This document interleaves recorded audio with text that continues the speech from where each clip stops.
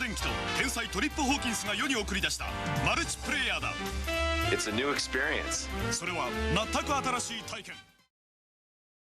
Hey everybody, welcome back to Video Mess. So today we're going to continuing the series of 3DO Doesn't Suck, and let me convince you why. And today we're taking a look at my favorite video game of all time, no questions asked, and that is Killing Time, released in November of 1995, produced by Studio 3DO and the 3DO Company. And when I mean this is my favorite game ever made, I 100% stand by the fact that, at least for me personally, this is a perfect game thematically, content-wise, soundtrack-wise. It has what it takes to take it to the top spot in my own personal hierarchy of gaming goodness. Before I get too far involved though, do me a huge favor down below, hit like and subscribe and ring that notification bell. It definitely helps us out. And if you feel so inclined and want to support the channel, we got a Patreon link down below as well. But as I said earlier, this game came out in November of 1995, and I know this because I got it for my birthday that year because I owned a 3DO. I had seen previews in magazines, and I was very enamored with the overall art style and the look of the game being a horror first-person shooter, so I definitely put it on my birthday list as a kid. My parents bought it for me, and from the first time I put this disc into my 3DO, all the way up to playing it for this capture, I have been absolutely in love with Killing Time since then. If you've ever played BioShock before, Killing Time is very similar except decades earlier. It has a huge amount of story in here, and it's a fully open world first-person shooter. There are no levels, there are no loading zones. You start the game and you keep playing it until you finish. And unless you absolutely have a phobia of clowns, the enemies with FMV video sprites in this game are absolutely chock full of personality, flair.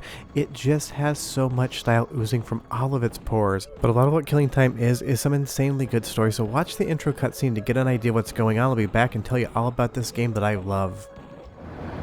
I'm off the rocky coast of Maine, heading toward the island of Matinicus, alone. My Egyptology professor, Dr. Hargrove, was always recounting his trips to northern Africa in the 1930s and his search for a mystical water clock from the dynasty of the Pharaoh Ramses.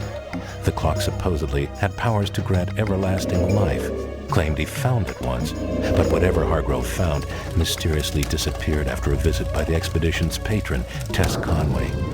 I've picked up the trail where Hargrove left off. It has led me to heiress Tess Conway's island estate. Tess was obsessed with the occult. Her greed drew her toward Duncan DeVries, the debonair two-bit smuggler. In its heyday, the Conway estate hosted wild, extravagant parties. It has been deserted for decades. Tess and her society friends disappeared in 1932, on the night of the summer solstice. I'm just getting my first glimpse of the house. The weather's getting worse, but I'm almost ashore. I fear my life may be in danger, but I have come prepared. That's strange. My watch has stopped. And if you couldn't tell, that is very good voice acting for any video game, let alone one released in 1995. And the best part about this game, and I will show you shortly, is all of the story is acted out in FMV that's superimposed in the game, and all of the actors for the game were from Broadway. So you actually get A-tier acting in a video game in 1995, and that is just wild. But as we traverse the Conway estate here, I cannot tell you how big of a game this actually is. It is absolutely massive, and there's no loading whatsoever. It is one giant level, one giant mystery to unravel, and an absolute metric crap ton of fun to play. I love all of the characters in this game. These maids here, the cockroaches, outside of any sort of bug like a cockroach, every single enemy is played by a real actor that is captured on video, and then they are digitized, kind of like Mortal Kombat, into the game. But they have so much charm and character. Everything is a living, breathing thing within the world of Killing Time. And you add on the Art Deco stylings on top of that, and you just have something that's absolutely made for me. Now, I did go to art school. I am a filmmaker, and I spent a lot of time in my electives studying Art Deco history, the design, and different architecture around the United States. And I will say, it is one of my favorite visual stylings I have ever seen. So again, this game is just 100% set up for me to love it, even though in 1995, I didn't know what Art Deco was whatsoever. I just knew it existed in Killing Time, and I couldn't even put a name to it. But as we travel further into this game, every single area is unique. There's different art design, there's different colorways, there's different music. And this, again, I think has the best soundtrack ever put to a video game. Go ahead and listen, and I'll be right back.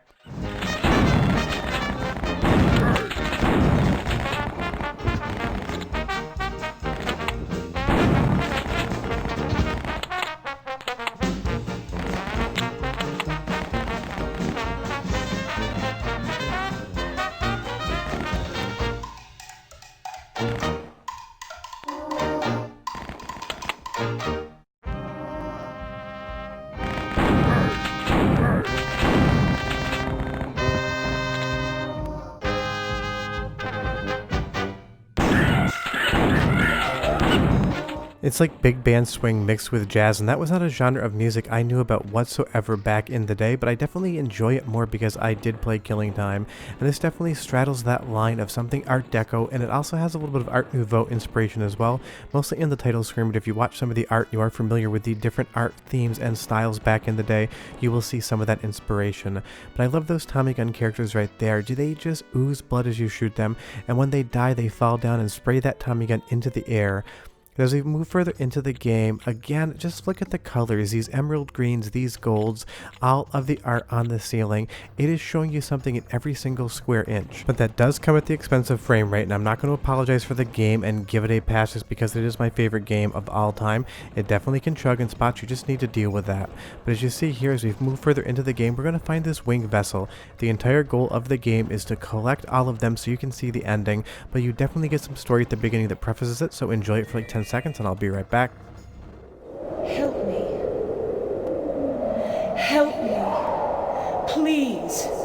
Gather my spiritual essence from the different symbols which lie around this island. Now I'm definitely keeping a lot of the story from you here because if you've never played Killing Time before and you don't know where the story goes, it's some of the best as far as the generation of gaming is concerned. And I just do think it has those BioShock vibes. Everything is told story-wise within the context of the universe, and you will see here that some of those winged vessels do involve solving some light puzzles as well. This basically feels like an adventure game set to a first-person game, much in the same way that BioShock did when that first came out. Storytelling is so paramount in this game, but just look at how gorgeous it is. Every single floor and ceiling is full of texture and detail. Everything is made up of polygons within the world itself. But that definitely does mean that this game is going to 100% suffer in the frame rate department. But honestly, I don't really care all that much because everything else about this game is 100% on point. The level design, the overall Botanicus Isle and the Conway Estate, all of the enemy sprites, all of the acting, all of the voices, and including and especially the soundtrack. It is so diverse and varied. I'm going to give you one more sample because I do think this is just the best music ever put to a video game, and I'll be right back.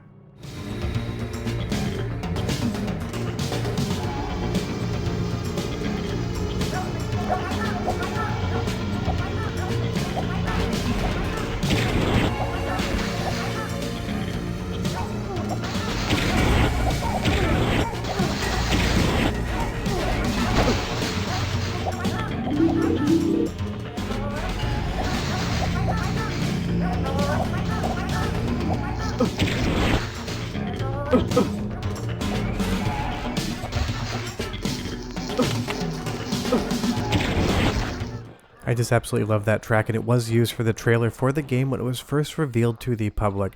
And it doesn't matter where in the game you are, every single soundtrack element is just going to be a 10 out of 10 in my opinion.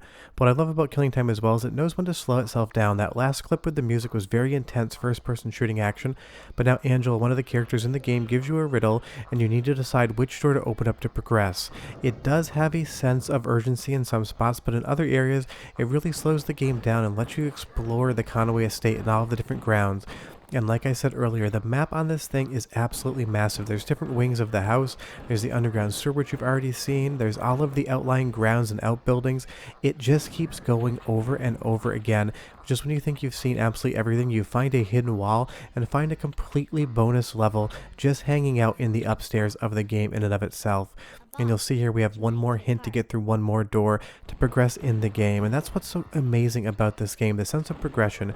You start off the game and you really don't know exactly what the story is going to be, and it's only when you get new keys, get new winged vessels, and find new ghost apparitions to give you more of the story, and you're going to unravel all of that while you have an absolutely amazing first-person shooter to go along with it. And you'll see as we get another winged vessel here, we're just kind of progressing further into the game.